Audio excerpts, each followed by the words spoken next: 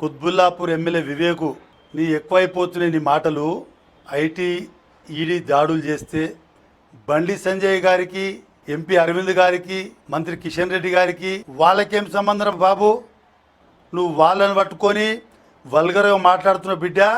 నీ బట్టలు ఊడగొట్టే రోజులు దగ్గరకు వస్తున్నాయి బిడ్డ. ఇవాళ ప్రెస్ మీట్ పెట్టినవు, నువ్వు బండి సంజయ్ గురించి మాట్లాడే అర్హత నాదరా నీకు? నువ్వు తెలుగుదేశం పార్టీలో గెలిచి అమ్ముడు పోయి మళ్ళీ టీఆర్ఎస్ పార్టీలో ఉంటూ ఈరోజు టీఆర్ఎస్ పార్టీకి ఒత్తాసు పలుకుతూ మాట్లాడుతున్నావు. కుత్బుల్లాపూర్ కాన్స్టిట్యున్సీలో మోసపూరితమైన మాటలు చెప్పి గెలిచినావు.